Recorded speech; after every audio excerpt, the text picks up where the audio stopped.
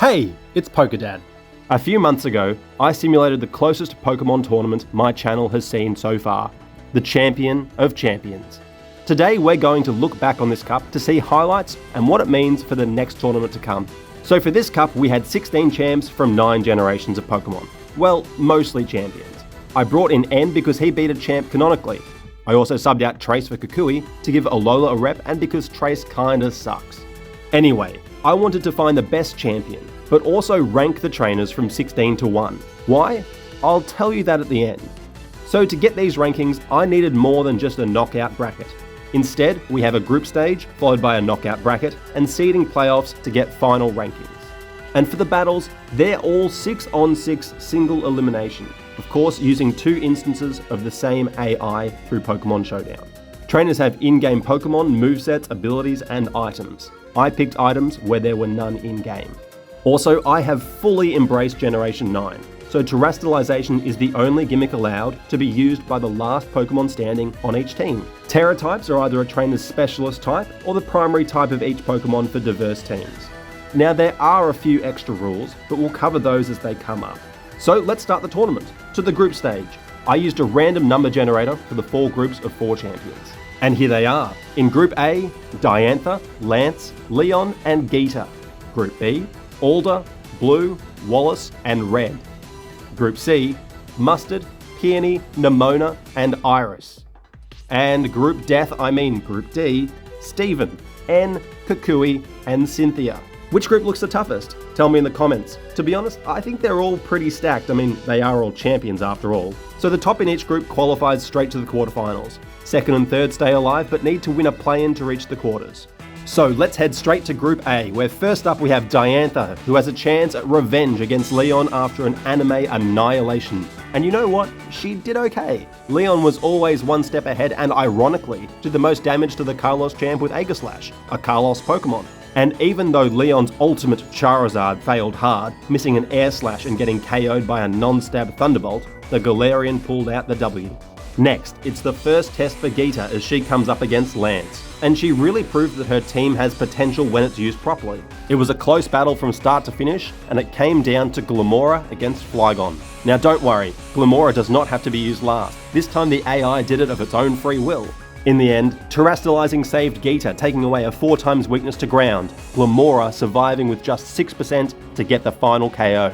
Geeta gets on the board with a win. Back again, Diantha takes on Lance, and now it's his turn for revenge on an anime loss. And I'm not sorry for anime spoilers, the series is literally over. Diantha started really well, but after her fairy went down, Lance KO'd her whole team in just 9 turns to get his first win. And now the newest champs square off, Leon and Geeta. Leon would have been the favourite, but toxic spikes from Glamora and some more misses from his Charizard left him vulnerable. Geeta took her chances and finished him off with 3 Pokemon left standing.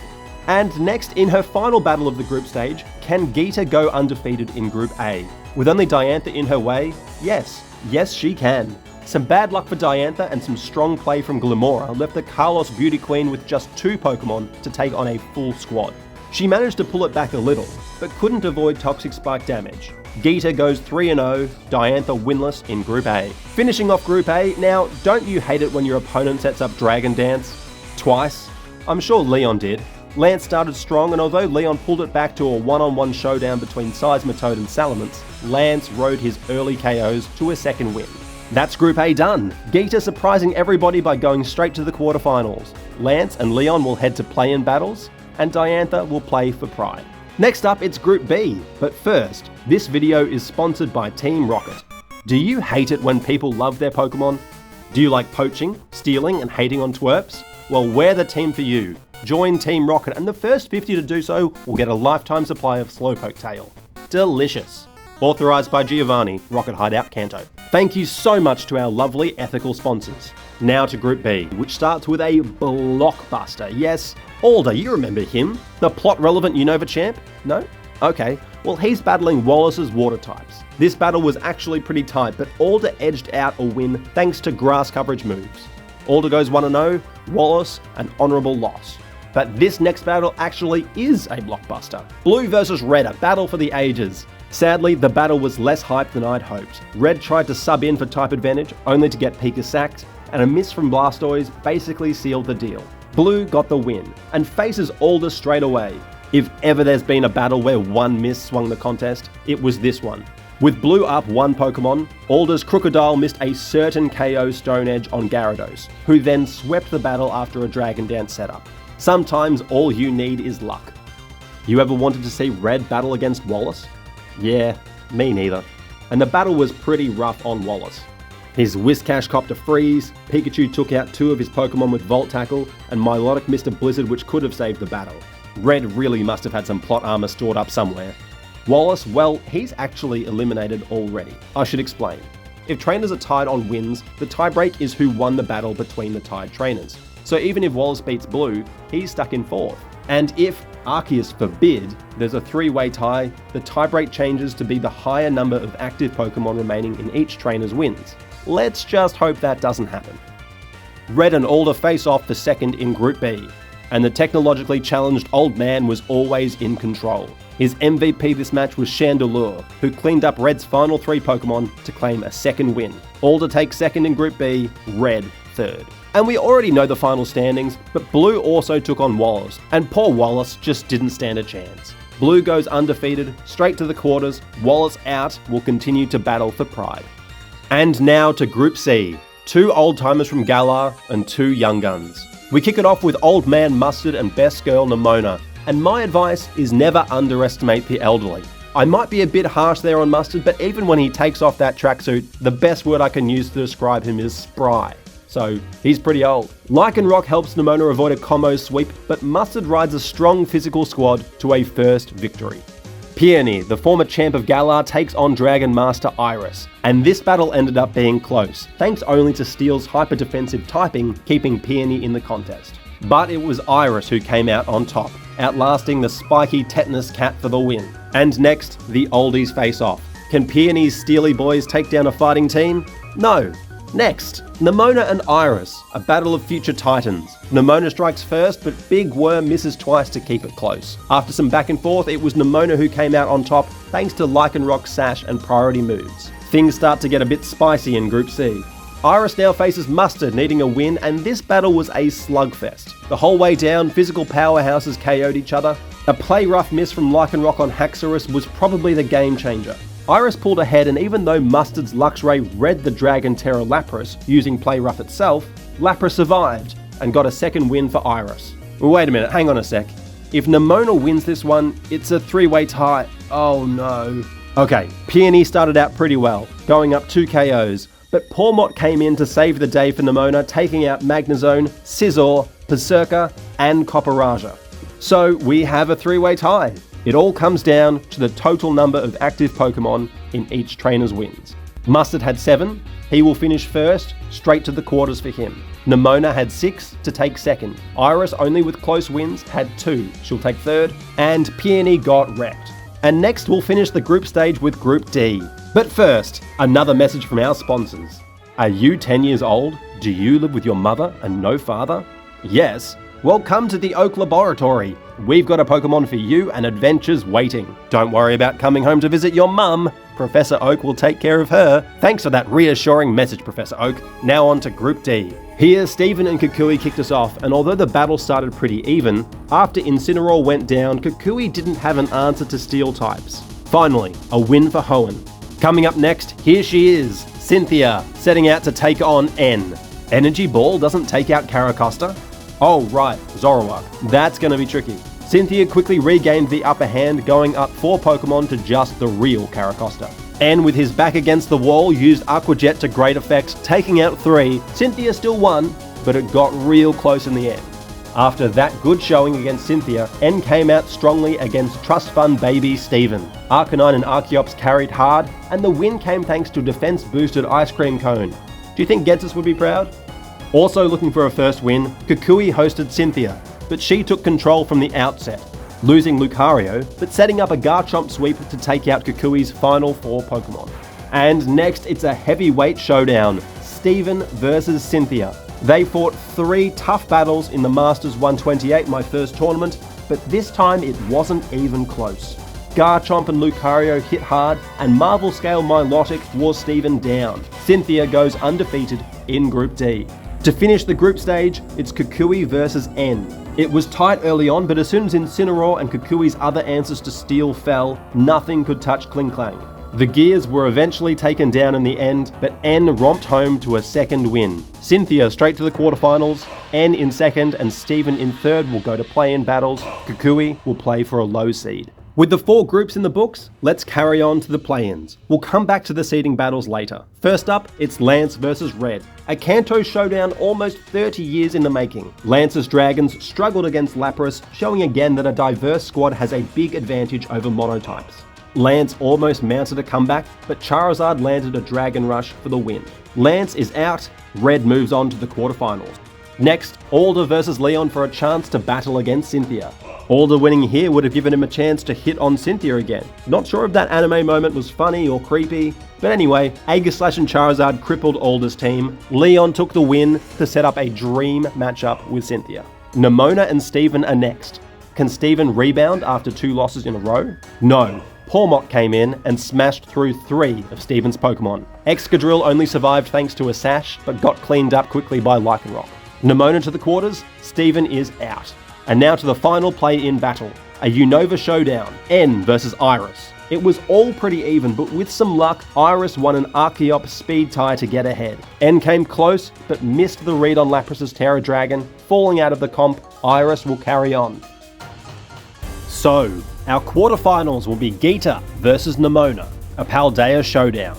Blue versus Iris, Mustard versus Red, and Cynthia versus Leon. At this point, I had a pretty firm idea of who I thought would win. But who did you think was going to win at this point in time? Tell me in the comments. And we're off in the quarters, with Geeta versus Nemona. The younger champ fought hard and pushed her idol to the brink, but Geeta was favoured by Glamora's toxic debris. The chip damage hurt Nemona, who fell with just King Gambit left to beat. Geeta moves on to the semis. Nemona top 8 will play for seeding.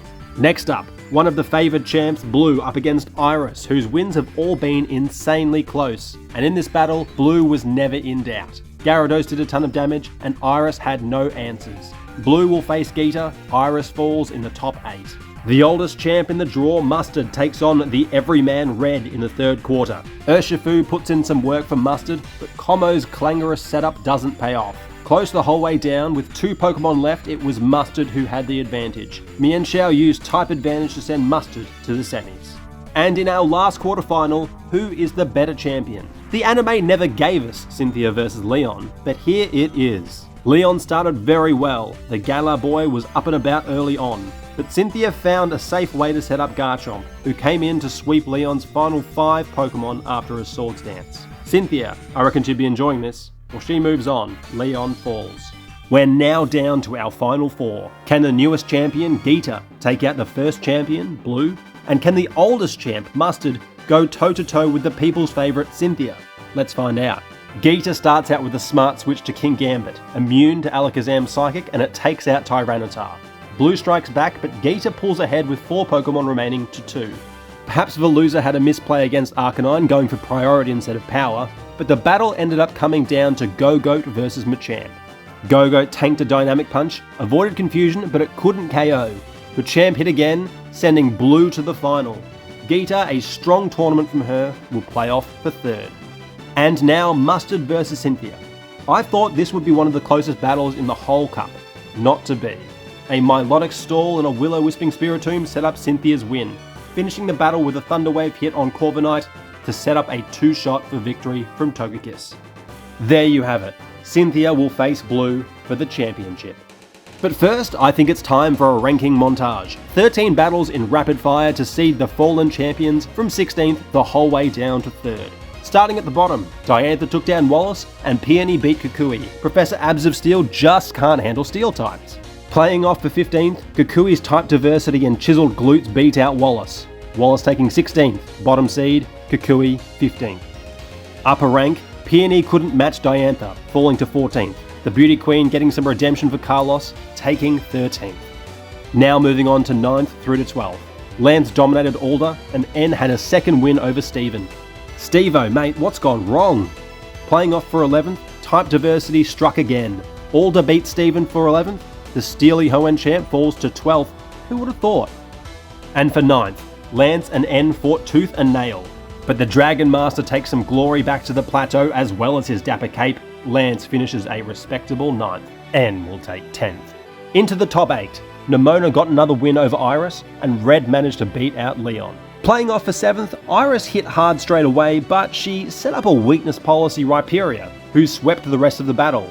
Yuck. Iris fell to 8th, Leon took 7th seed. For 5th, Nimona started well and Red just couldn't catch up. The protagonist taking 6th, Nimona, the champion-ranked trainer from Paldea, finishes a strong 5th. And now for 3rd, it's Geeta versus Mustard. Glamora copped some hits early on to set up toxic spikes, and the hazard was brutal on Mustard. Combo brought him back into contention, but the chip toxic damage was the clincher. Mustard finishes in 4th. Don't worry mate, you did Honey proud. Geeta, the surprise packet of the tournament, takes out 3rd. Well, that's that. Seeds 3 to 16 are in the books. That leaves one battle left to play. The final, Blue versus Cynthia. Unlike the other battles today, we're going to be watching this one in full to see it from start to finish. And I think it's fair to say these are two very deserving finalists. Both their teams are incredibly balanced. Blue opens with Tyranitar, Cynthia with Spiritomb, an immediate switch into Arcanine to absorb a Will-O-Wisp, smart move by Blue. But Cynthia switches to Milotic, who absolutely walled Mustard in their semi-final. A pretty defensive start to this match, with both sides switching out Pokemon to get a type advantage. In comes Exeggutor for Blue, and Blue reads the switch into Togekiss, hitting a super effective Sludge Bomb, but Air Slash from Togekiss gets the first KO for Cynthia. Tyranitar comes back for Blue and starts to set up with a Dragon Dance. The Chople Berry comes in handy for Tyranitar, taking an Aura Sphere, and then it hits a Rock Slide to get a KO back for Blue. In comes Lucario for Cynthia, and it survives an Earthquake thanks to a Sash. Close combat, no Chople Berry this time, Tyranitar is down. Arcanine's back for Blue, and Cynthia saves Lucario to send in Milotic. It was at this point that I thought my prediction of Cynthia winning was going to come true. She was in total control. Arcanine goes down, in comes Machamp, and Milotic switches into Spiritomb to block any fighting moves. Blue brings in Alakazam, which is a strange choice with a major type disadvantage, but it ends up being the play of the match. Alakazam uses Trick to give its choice specs to Spiritomb, locking it into Sucker Punch. This gave Gyarados a chance to safely set up 2 Dragon Dances, turning the match upside down. Blue took total control. Gyarados KO'd Roserade, tanked an extreme speed before taking out Lucario, a Sucker Punch before taking out Spiritomb, and then Milotic as well.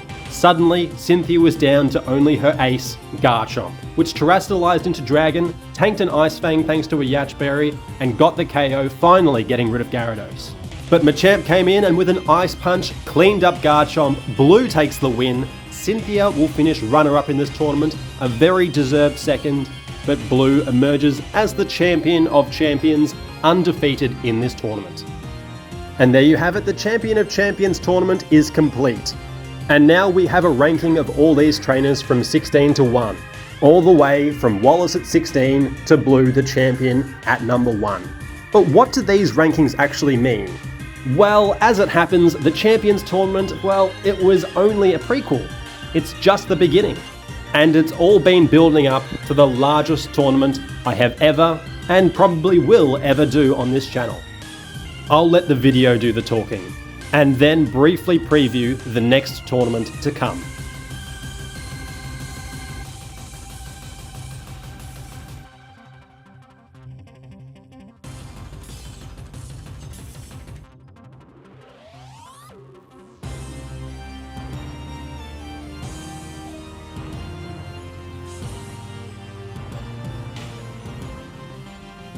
That's right, 256 trainers in one tournament, and it all starts in just a few days' time. It's a big knockout tournament, so I've split the 256 trainers across 16 blocks, with 16 trainers in each, which means that one of the champions from this tournament will be in each of these blocks. In about a week's time, I'll preview this tournament in full, but for now, here's a look at the draw of the tournament to come. And just for fun, if you'd like to predict the winner of this tournament, join my Discord. Here I'll have a link ready to go directly to a challenge bracket where you can predict the entire tournament from round 1 to the championship battle. Discord link is in the description of this video, and without further ado, here is the draw of the World Tour. Each of these blocks features a balance of trainer classes, 1 champion, 1 major villain, 5 gym leaders, 2 Elite Four, and a few other subclasses. Again, I'll go over this in the preview next week. But as you can see, the characters have a different colour background to their character card. Champions are in gold, major villains are in silver, Elite Four are in bronze, and everyone else is blue. This is a really clear way to identify the seeds, with the champions the top seed in each block, the villains second seed, and the 2 Elite Four the 3rd and 4th seeds. This is all a purposeful tactic to space out the supposedly stronger trainers from each other so they can battle in later rounds.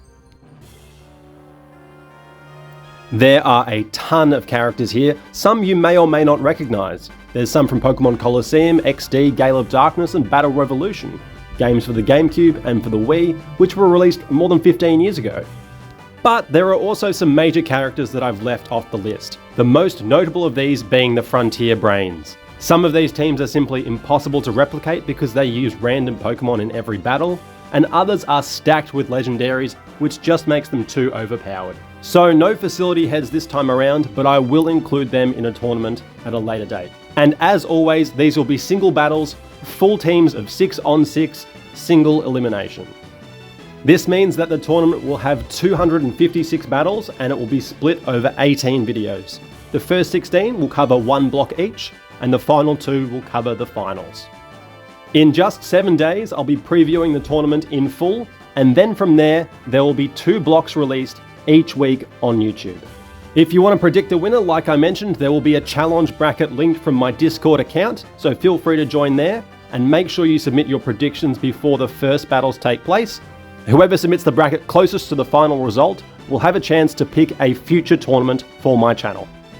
And here it is, the next tournament coming to you, the World Tour. I've got so much editing to do before it comes out, so I better go. I'm PokeDad, thank you for watching, and I will see you at the World Tour.